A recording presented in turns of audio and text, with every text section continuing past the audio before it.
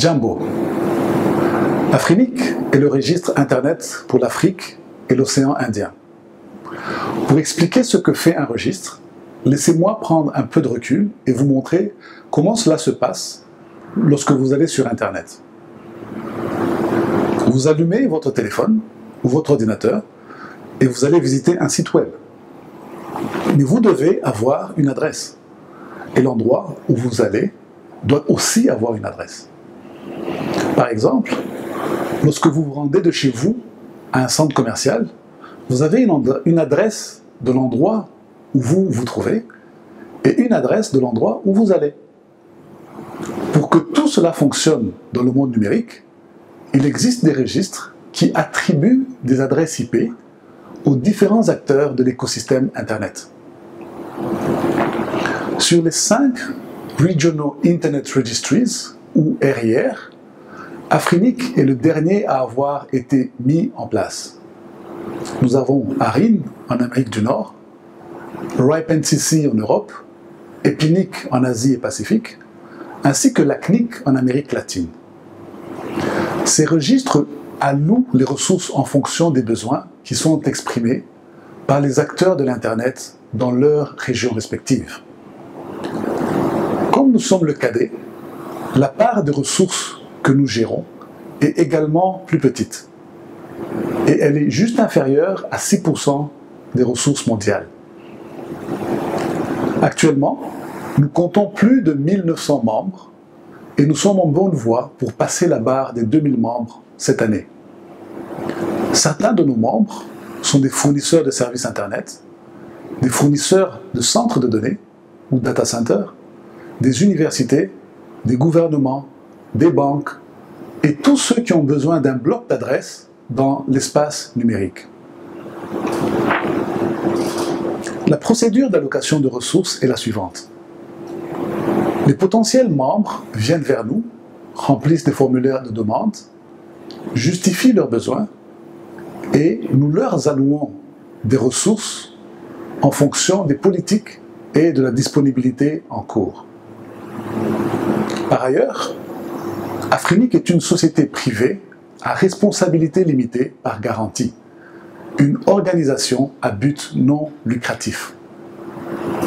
Les membres ressources élisent les 8 membres du conseil d'administration et une fois élus, ces personnes, ainsi que moi-même, devenons les membres enregistrés d'Afrinic aux fins de la loi locale sur les sociétés et de ses statuts. Les frais que certains membres paient vont d'environ 38 400 $ par an pour les plus gros comptes, jusqu'à 100 $ par an pour certaines universités. Nous avons également des membres que nous servons gratuitement, vu qu'ils représentent des infrastructures critiques pour l'Internet. En tant que registre, nous sommes également impliqués dans la sécurité du routage Internet lorsque nous confirmons l'identité des réseaux ou des routes.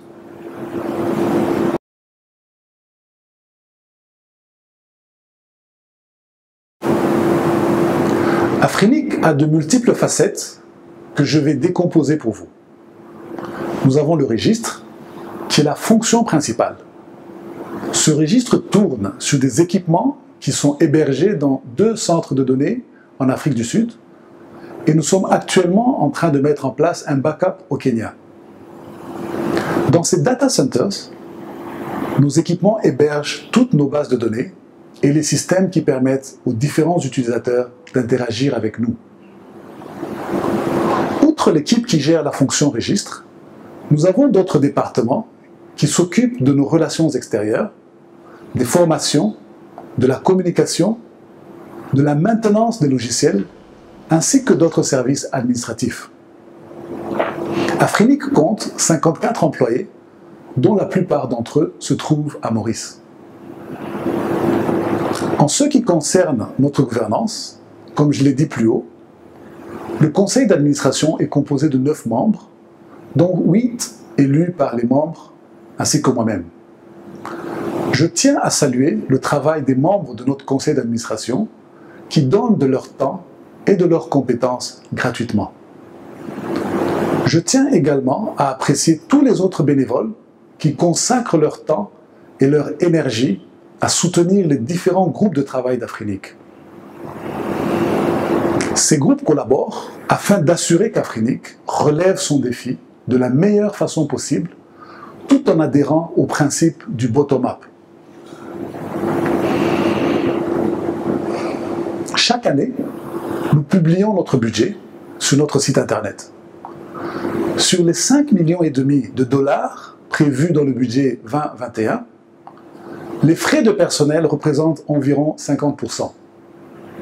Le reste est constitué d'activités visant à soutenir les événements communautaires, comme l'organisation du sommet annuel de l'Internet en Afrique, AIS, en collaboration avec AFNOG, ainsi que de nombreuses autres organisations sœurs qui contribuent à la croissance de l'écosystème Internet africain. Nous sommes communément appelés les AF-Stars. Afrinic organise également des formations pour que la prochaine génération d'ingénieurs utilise au mieux le protocole IPv6. IPv6 est un nouveau protocole Internet qui n'est pas encore affecté par la pénurie de ressources comme l'est le IPv4. Nous fournissons aussi du contenu de formation ainsi que des sessions en ligne gratuites où nous équipons les ingénieurs sur les différentes technologies qui permettent aux Africains et aux non-Africains de construire des réseaux résilients. Je tiens à féliciter l'équipe de formation qui a récemment produit un contenu en arabe sur l'IPv6 avec le soutien de la communauté Internet du Soudan. Cela démontre suffisamment qu'Afrinic ne se limite pas au seul staff d'Afrinic. Permettez-moi également de mentionner certains des autres projets auxquels nous participons avec différents partenaires. Nous contribuons à l'amélioration des infrastructures Internet critiques en rapprochant des ressources telles que les instances de serveurs racines et les zones DNS auprès des utilisateurs. En des termes plus simples, c'est comme si nous emmenions dans un pays un bâtiment qui dispose de magasins internationaux qui n'étaient pas disponibles auparavant localement. Et nous utilisons une partie de nos ressources financières pour faire en sorte que ces serveurs soient installés dans différentes villes du continent et ainsi nous contribuons à améliorer considérablement l'expérience des utilisateurs sur Internet.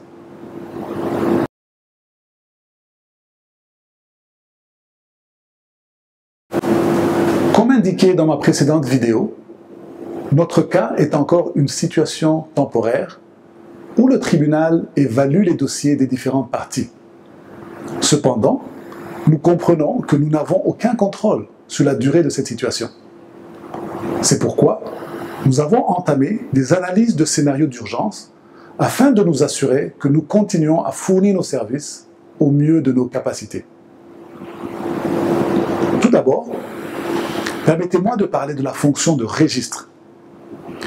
J'ai évoqué la possibilité de faire appel au Fonds commun de stabilité des RIR qui a été créé en 2015 pour garantir que le registre, qui est une des fonctions primordiales de tout RIR, continue à fonctionner même en cas d'urgence.